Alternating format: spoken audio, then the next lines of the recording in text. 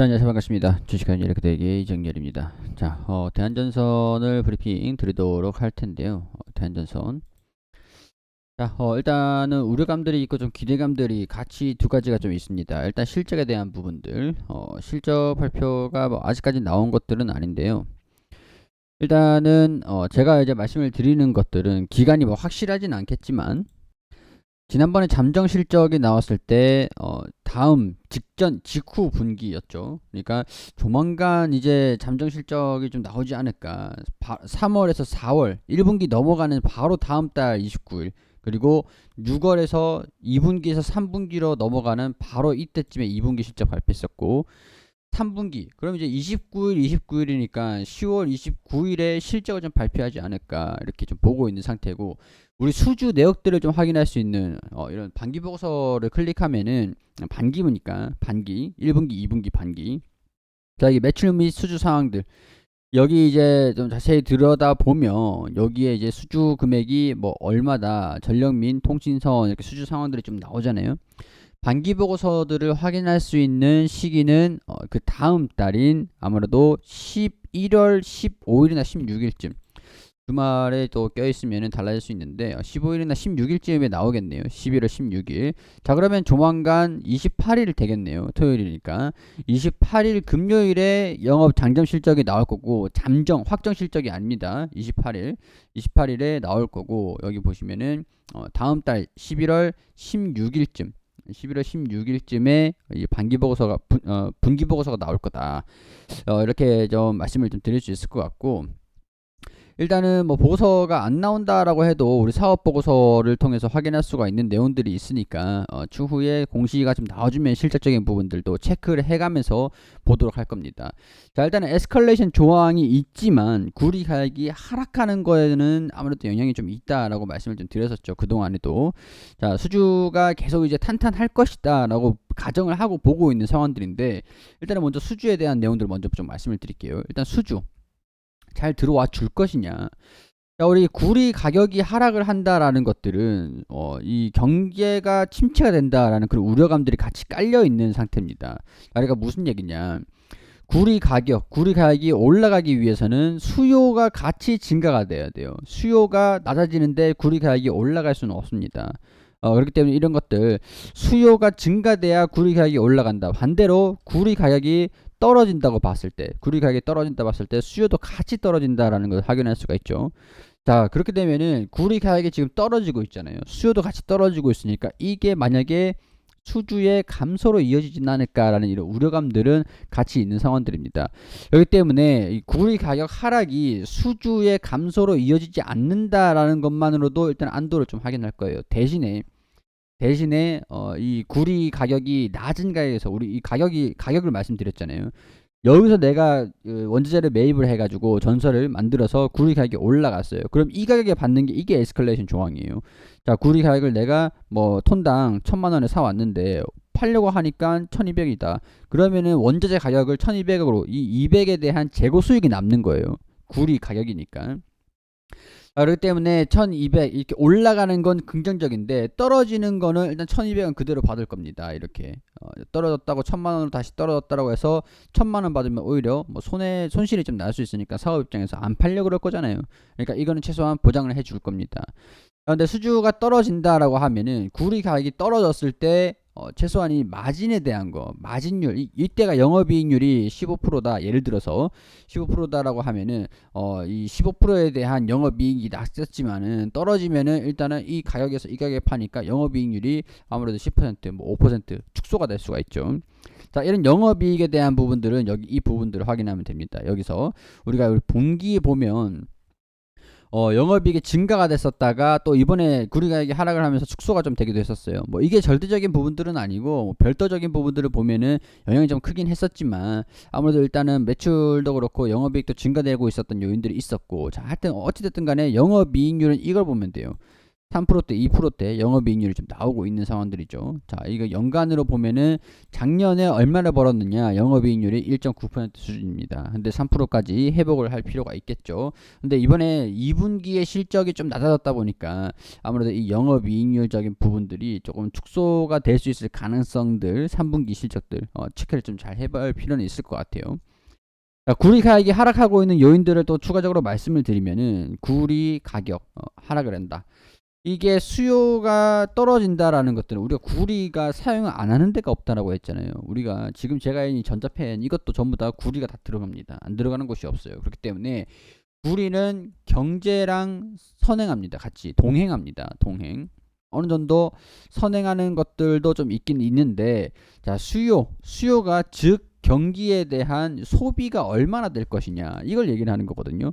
그렇게 되면 수요가 줄어든다, 경제가 위축된다, 이렇게 보는 것들이고, 구리 가격의 하락은 경기 위축, 그러니까 이렇게 되는 거예요. 구리 값의 하락, 이거는 수요가 줄어든다, 이렇게 볼 수 있는 상황들이고, 자, 수요가 줄어든다라고 하는 것들은 경기에 대한 침체 우려가 있다. 침체. 자, 경기가 언제까지 침체될 것이냐, 그럼 이렇게 또 넘어와야겠죠. 경기가 침체된다라고 하면은 언제까지냐라고 하면, 지금 내용들이 나오는 게 금리 인상에 대한 부분들입니다. 금리를 인상을 시키면서 시장의 수요를 망가뜨리고, 경기가 침체가 되면은 소비가 줄 테니까, 그렇게 되면은 인플레이션이, 물가가 안정이 될 거다, 이렇게 보고 있어요. 자, 금리 인상 이제 거의 다 끝나갑니다. 제가 예전에 한 9월달까지는 좀 시장이 안 좋을 수 있다, 이악 물고 버티자, 뭐 이런 얘기를 들은 적이 있어요. 당시가 아마 한 6월달 7월달쯤이었지 싶습니다. 잘 기억은 안 나는데, 일단은 9월달까지는 시장이 좀 악화될 수 있으니까. 근데 이제 떨어질 만큼 떨어졌어요. 지금 시장이 좋다는 얘기는 아닌데, 떨어질 만큼 떨어졌으니까 반등이 언제 나올 것인가를 시청을 해보면, 11월 달에 75bp 사실상 확정입니다. 95%예요. 가능성이 거의 뭐 75bp를 인상시킬 거다라고 보고 있는데, 12월 달 75bp 확률이 뭐 75%였는데 이게 45%로 내려왔어요. 내려왔다라는 것들은 50bp가 이게 뭐 30 몇 %였는데 지금 50%로 올라왔습니다. 54%인가 5%가 그래요. 자, 그러되면은 12월 달 금리를 축소를 시키겠네. 그럼 일단 시장은 적응을 합니다. 적응을 해요. 그렇기 때문에 시장의 인플레이션이 하락하고 있는 상태에서 적당한 소비만 유지를 시키겠다. 자, 그러면 4.7%까지 올라갈 수도 있다라고 보는데, 자, 11월 달에 75bp 0.75% 올라가고 50bp 0.50% 올라가고, 그리고 4.75 정도, 이 정도 올라온다라고 하면 이제 동결이에요. 동결 가능성들이 있다. 이때 소비가 소폭 살아난다라고 해도 물가가, 인플레이션이 지금 이제 고점에서 살짝 이 정도거든요. 이 정도 주춤한다라고 하면 아무래도 이런 부분에서 이때 12월 달쯤부터는 회복되지 않겠나, 구리 가격이, 이렇게 볼 수도 있는 상황들이 되겠죠. 경기가 완전히 화랑으로 올라오진 않을 겁니다. 근데 항상 우리가 이런 사이클을 보면은 고점이 있고, 그리고 저점이 있잖아요. 약간 저점을 통과한다라고 하는 것들이 11월에서 12월, 아마 진바닥이 12월 달에 되지 않을까. 이때는 바닥을, 지금 민감도가 많이 낮아졌죠. 바닥을 체크를 하는, 시장 바닥을 체크를 하는, 경기 바닥을 체크를 하는 지점인 것 같고, 12월 달쯤 되면은 이게 진바닥을 체크를 하는 게 12월 달에 되지 않을까. 그러면 대한전선은 대응을 어떻게 잡아가야 되냐. 경기랑 동행해서 볼 수밖에 없으니까, 우선은 첫 번째로는 3분기에 대한 실적들과 수주 내용들을 먼저 체크를 해보고, 그 다음에는 4분기 때부터의 진바닥이 어디냐를 체크를 해보면서 추후에 회복이 된다라고 하면은 주가를 우리가 대응을 잡아갈 그럴 자세를, 포지션을 취하는 게 좋겠죠. 경기 사이클론 봤을 때 말이죠. 자, 근데 우리가 우려감들이 오늘 하나도 나왔습니다. 시진핑 중국에 대한 우려감인데, 산연임을 성공을 했어요. 뭐 우려를 생각을 안 했던 건 아닌데, 거의 뭐 사실상 확정이었죠.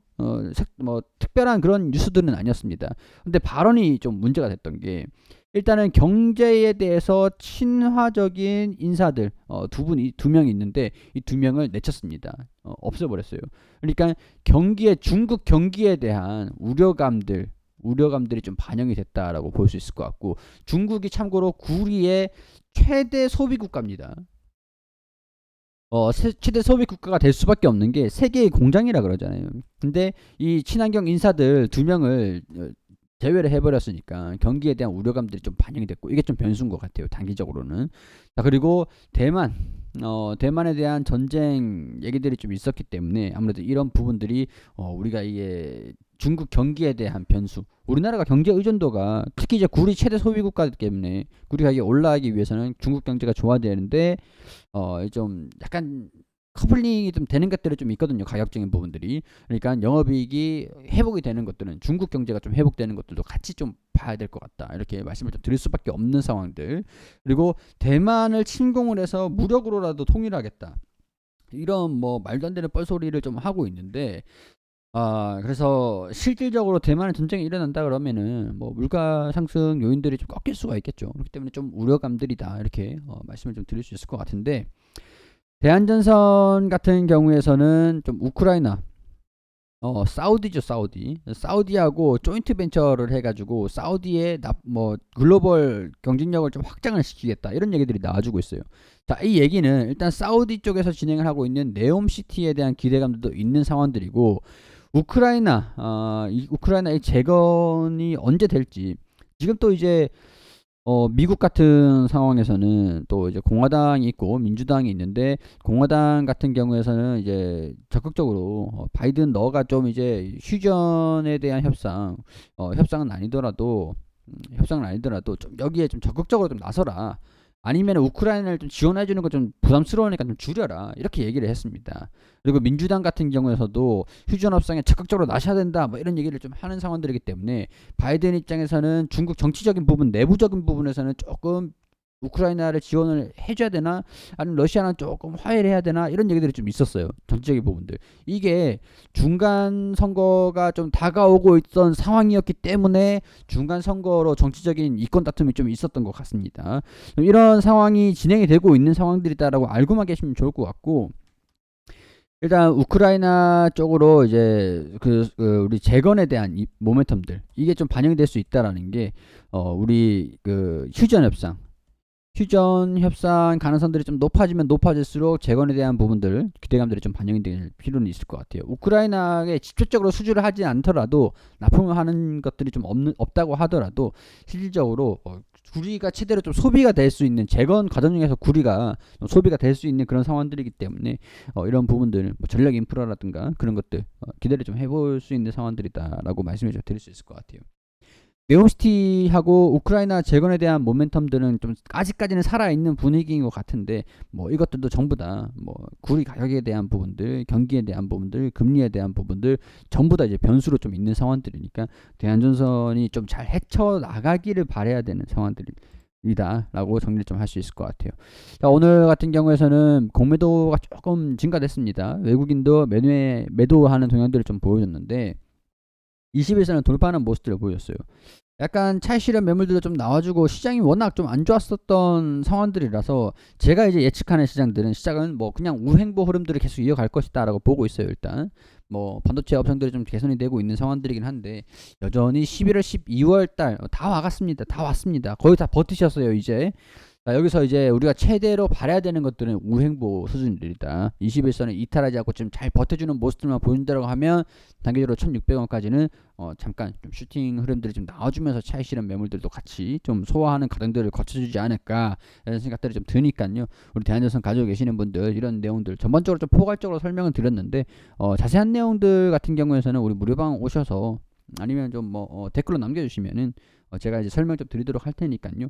관련 모멘텀들 계속 코멘트들 계속 드리도록 할 테니까 구독 한 번씩 해주시고, 구독해 주신 다음에 우리 뉴스방, 리서치방 한 번씩 여기 이 방 있잖아요. 여기 쭉 들어오시면 제가 상세하게 안내 드릴 수 있도록 하겠습니다.